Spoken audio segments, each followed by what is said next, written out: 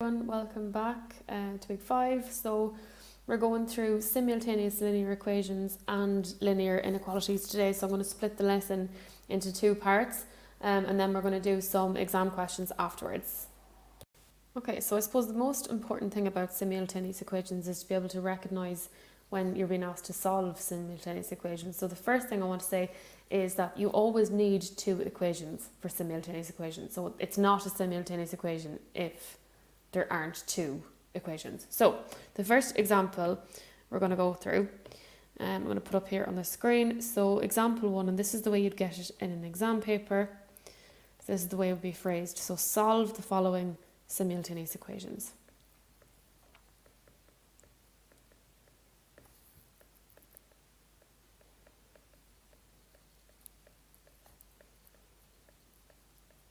Okay, so we're given x plus y is equal to 7.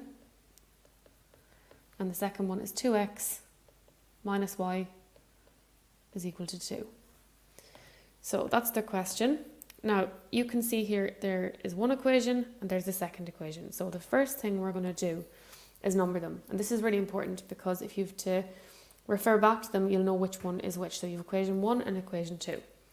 Now, the idea here with simultaneous equations is you want to get rid of either the x's or the y's. And the only way you can get rid of them is if they equal 0. So I'm going to show you a trick up here. So if I had a 7, so if I had a plus 7 and I wanted to get 0, what would I do? I'd take away 7, wouldn't I? If I had a minus 2 and I wanted to get to 0, I would add 2. If I had a minus 2x and I wanted to get to 0, I'd add 2x. So the same idea applies to simultaneous equations. In order for you to get rid of either the y's or the x's, they must be opposite signs, and the same number and letter. Now, for example 1, you can actually see there that you have a plus y and a minus y. Plus y is plus 1y and minus y is minus 1y, so you can write them like that either. Now, because you have a plus 1y and a minus 1y, you can actually get rid of them straight away. And we're going to draw a line underneath. And what we do next is we're going to add the x's together. So x plus 2x gives us 3x. And then you add 7 and 2, that gives us 9. And we're going to solve for x. So we have 3x is equal to 9. So x is equal to 9 divided by 3. X is equal to 3. So that's one solution. Now we want to go back and get what y is. So once you have what x is, you need to go back and get what y is. The way we do that is we're going to pick one of these equations. So I'm going to pick equation 1. So x plus 1y is equal to 7. So x plus 1y is equal to 7. Now we are after solving for x. We've x is equal to 3. So anywhere I see x in this equation, I'm going to put in 3 instead. So it's going to be 3 plus 1y is equal to 7. So here I want to get letters on one side and numbers over this side. So I'm going to bring the 3 over the equal sign over to the 7. So we assume that that's a plus 3. If there's no sign in front of it, we assume it's positive. We want to bring it over here beside the 7. So we're going to get 1y is equal to 7, take away 3. So y, or 1y, is equal to 4. And that's your second solution. So with simultaneous equations, you should be getting a value for x and a value for y. So I'm going to go on to the second example now, which will be done in a similar way. So we're going to move on to example 2 now.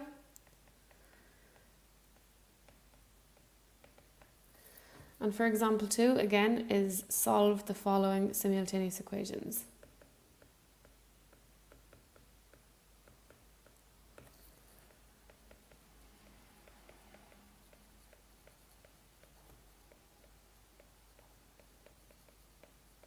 So the first one you have is x plus y is equal to 11. And the second one is x minus y is equal to minus 5. Now, the first thing we do, as before, we're going to number them 1 and 2. So we want to get rid of either x or y. Now, always go for the one that have opposite signs. So you see a plus and you see a minus there. So you have a plus y and you have a minus y. This is working out good for us because we can actually cross them out. Because if you have a plus 1y and you have a minus 1y, you get 0. So we can actually just cross that out. So we're going to add the x's together. So x plus x is 2x is equal to 11 take away 5 is 6. So x is equal to 6 over 2. So x is equal to 3. So that's one solution. So now we're going to go back and get what y is. We have what x is. We're going to go back and get what y is.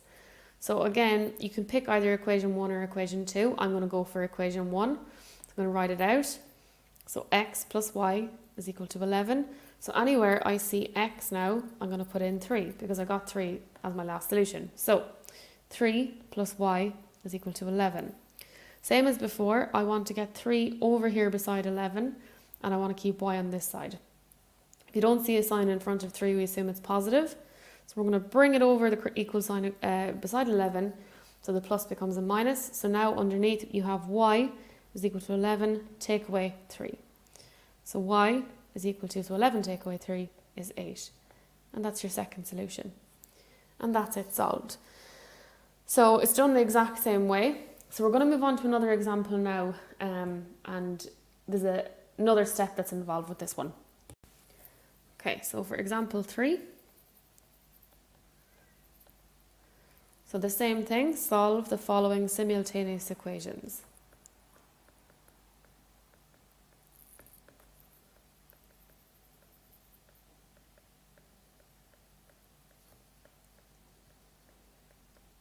So this time you have 3x plus 2y is equal to minus 6, and the second one is x minus 4y is equal to minus 2. Okay, so as always, we're going to number them 1 and 2. Now we're going to decide what we're going to get rid of. So we need to either get rid of the x's or the y's. So remember what I was saying before, you have a plus and you have a minus with the y's. So they're the best ones to go for. So I'm going to get rid of the y's. Now, I'm going to write out up here what we have. We have a plus 2y and we have a minus 4y. And I want to get 0. And the way I get 0 is if I make this a plus 4y. Because if I have a plus 4y, take away 4y, we get 0. So how do I make a plus 2y a plus 4y? Well, we multiply it by 2, don't we?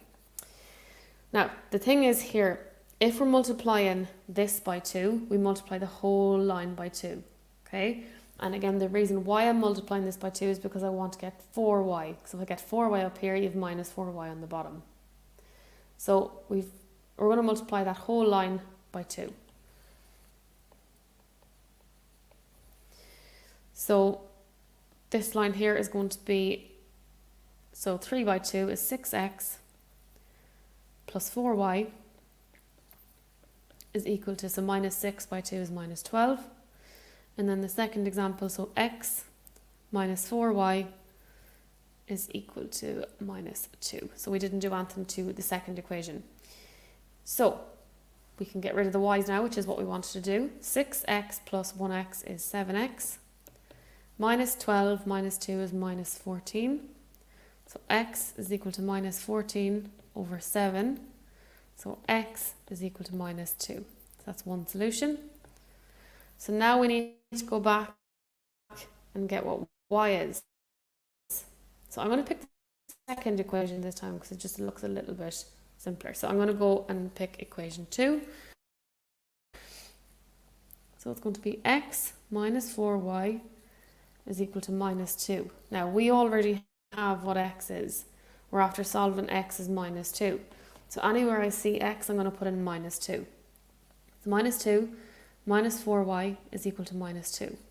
So I want to bring the minus 2 over here beside the number. So it becomes a plus because it's a minus on that side. So it's going to be minus 4y is equal to minus 2 plus 2. So minus 4y is equal to, so minus 2 plus 2 is going to give you 0. So y is equal to 0 over minus 4. So 0 divided by minus 4 is 0. So your second solution there is y is equal to 0.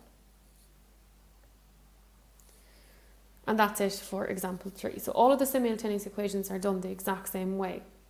And we're using the elimination method whereby you either get rid of the x's or you get rid of the y's. So we're going to move on to linear inequalities now, and we'll come back to simultaneous equations at the end when we look at an exam paper. Okay, so we're moving on to the second section now of the lesson, so linear inequalities. And I'm going to give some examples of inequality signs first of all. And then I'm going to explain what each of them means. So inequality signs. So the first one there is this one. The second one is this. The third one. And the fourth one. Okay, so we're going to look at the first one there. So that reads 2 is less than 4 because the narrow side of the inequality is facing the 2. So 2 is less than 4. So we usually read from left to right. You could read that as 4 is greater than 2, but we're reading from left to right. So 2 is less than 4. So I'm going to write that out. So 2 is less than 4. The next one here, 5 is greater than 2. So I say 5 is greater than 2. And the reason we're saying greater than is because the wider side of the inequality is facing the 5. So 5 is greater than 2. The third one, x is greater than or equal to 3. Now, I say greater than or equal to because of this little equal sign here. So x is greater than or equal to 3. So that means you're including 3. So x is greater than or equal to 3. And then finally, we have x is less than or equal to minus 2 because the narrow side is facing x and we also have the equal sign underneath. So x is less than or equal to minus 2. So they're the inequality signs. Now the next thing we're going to look at here is the following sets of numbers with inequalities. So we have 3 groups or 3 sets of numbers. You might have seen these before. So we have 3 letters we need to remember. We have N, we have Z, and we have OR. And these are really, really important and you'll need these right up to 6th year. So N is natural numbers. Now when we're talking about natural numbers, we are talking about positive whole numbers. So positive whole numbers greater than 0.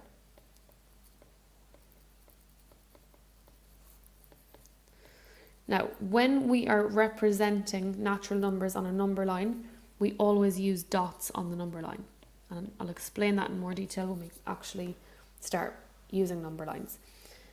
So I'm going to write out a set there for natural numbers. 1, 2, 3, 4, 5, and so on. It can go all the way up to infinity. So as long as they're positive whole numbers greater than 0. So this brings me on to the next one, which is Z. Z is an integer. So integers are positive and negative whole numbers. So integers are positive and negative whole numbers.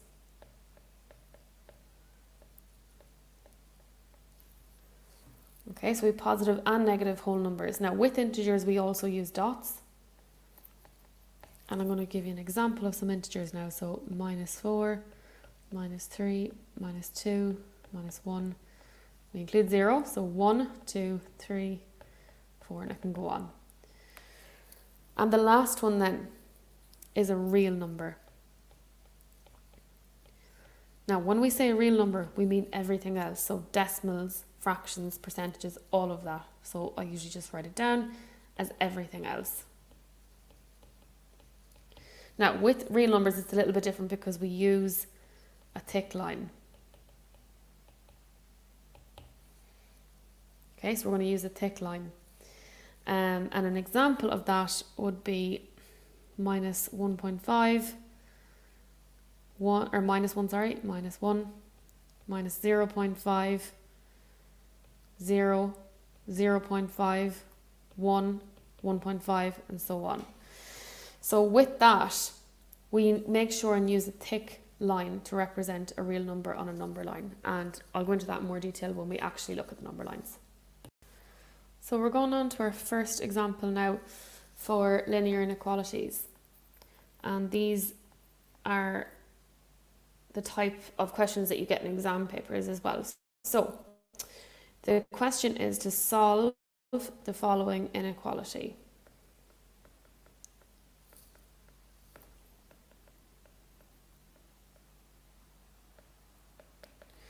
So this is the way it'll be written, and don't let this put you off because we know everything that's given here. It's just we need to go and figure out exactly what they're asking us. So first of all, look at this part. X is an element of n. So we know that that's a natural number, which means it's going to be a positive whole number. And we're also going to be using dots on the number line. Now also, x is less than 3. So we know that x is going to be less than 3. So let's write that in as well. So x is less than 3. So we now need to represent this on a number line. So if you draw a line, and usually actually the lines are given to you in the exam papers, but for this example I'm going to draw a line and we're going to fill in the numbers. So x is less than 3 and x is an element of n. So I'm going to put 0 here. So 0, 1, 2, 3, 4, 5. And it doesn't matter how far up or how low down you put your number line, as long as you have illustrated the inequality correctly, you'll get your marks. So x is less than 3, so there's 3. X is less than 3, so we're going to colour in 2. We're going to colour in 1, and we're not going to colour in 0 because 0 isn't a natural number. So we're going to colour in 2, we're going to colour in 1, and we're not going to colour in 0 because it's not a natural number. And that's it. That's it for example 1. It's represented on a number line. So let's look at example 2 then. So for example 2, it's going to be solve the following inequality.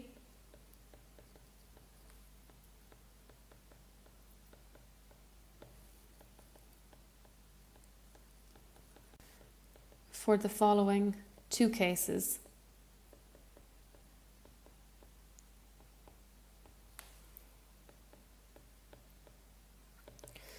So the first one is x is less than 3, x is an element of z, and the second one is x is less than 3 and x is an element of r. So we've dealt with this inequality, but up here it was x is an element of n. This is the same inequality, but x is an element of z. So that means this time that you can include positive and negative whole numbers. Okay, so we have positive and negative whole numbers.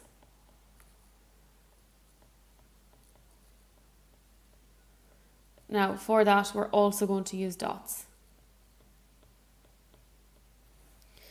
So we'll draw that number line now.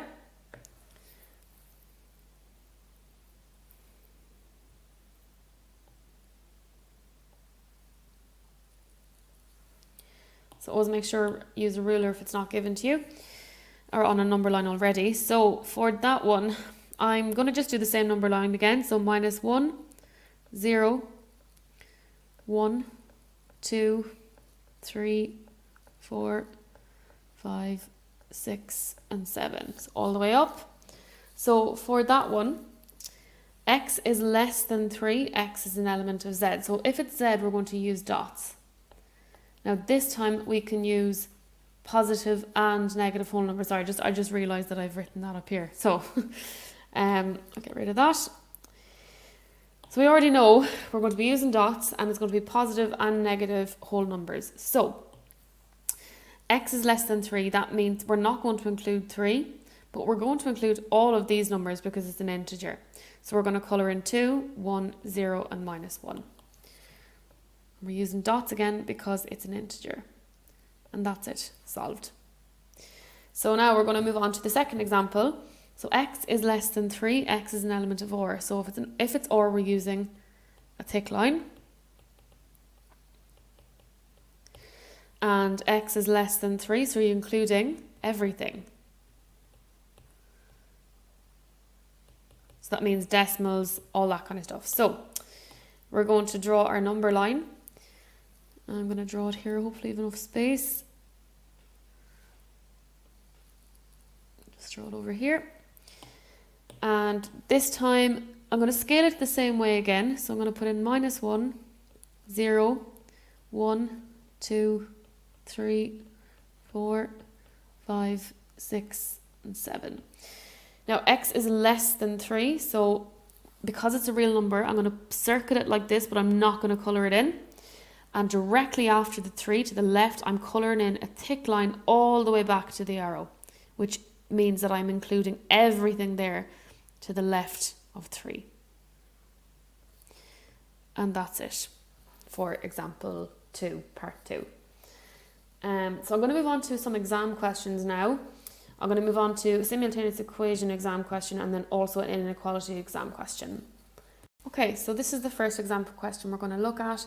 And the question is to solve the following simultaneous equations. So I'm going to number them first, so number 1 and number 2.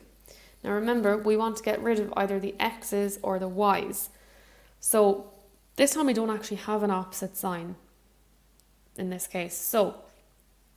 But we have a 2y and a 2y.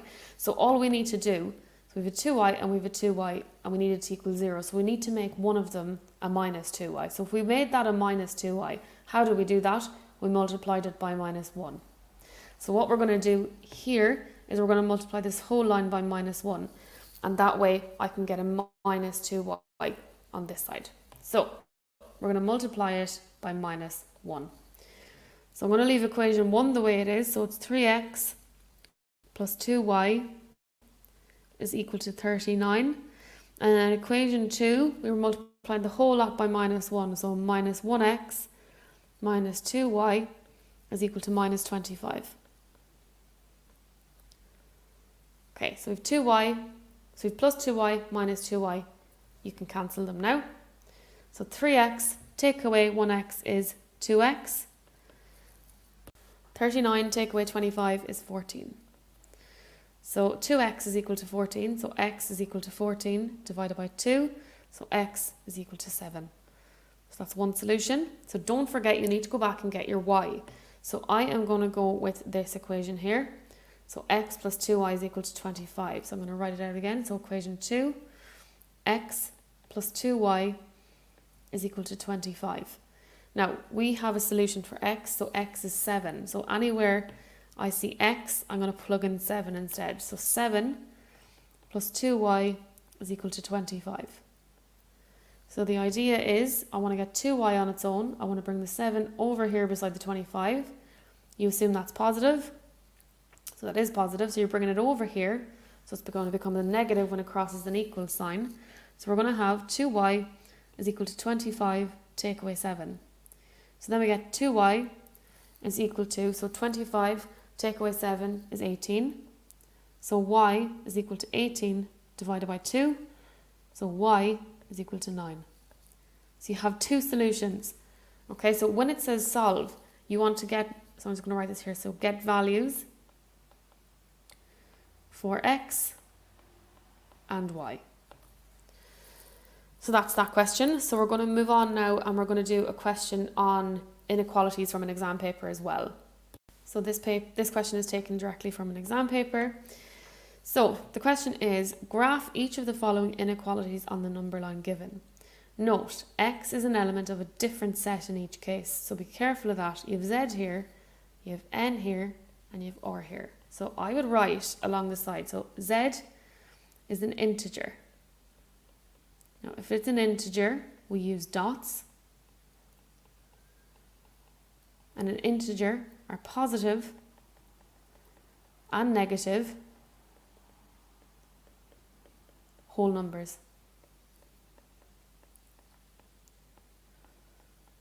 So for the first one, let's read what it says. X is greater than or equal to -2. So where's -2? It's here. So x is greater than or equal to -2. So greater than is going to be going this way. So greater than or equal to minus 2. So we're going to be including minus 2. So I'm going to use dots. So greater than or equal to minus 2. We're going to colour in all the dots all the way up as far as the arrow. And we're going to colour the arrow in as well because we're including all of the numbers above that. So I'm going to colour in that arrow as well to ensure that we intended to continue on. So then we're on to the second example. X is greater than or equal to minus 2 where x is an element of n. So this time, because it's natural numbers, remember it's a positive whole number. So it's a positive whole number. And it's going to be greater than or equal to minus 2. Now, we can't include minus 2, we can't include minus 1, or we can't include 0 because these are not natural numbers. So anything above 0 we can include. So we're going to include 1, 2, 3, 4, and we're going to colour in this arrow as well to indicate that we intend the numbers to go on. So we're going to colour in number 1, number 2, number 3, and number 4, and we'll colour in the arrow there as well. So the reason that I didn't colour in minus 2, minus 1 and 0 is because they are not natural numbers, whereas these are. So looking at the final part there, c is greater than or equal to minus 2, but x is an element of or this time. So that means a real number, which means we're going to be using a thick line, and you're including everything. So this time, so x is greater than or equal to minus 2. So we're going to include minus 2 because it's a real number. And we're going to colour in the line all the way up to the arrow because we're including everything. So we're colouring the line all the way up to the arrow, and we'll colour in the arrow as well to indicate that the numbers continue on. So that's it for this question 10 on inequalities. So I've pasted in some links, some useful links to the website as well, where you have access to more videos and more questions as well for you to attempt. And I will speak to you next week.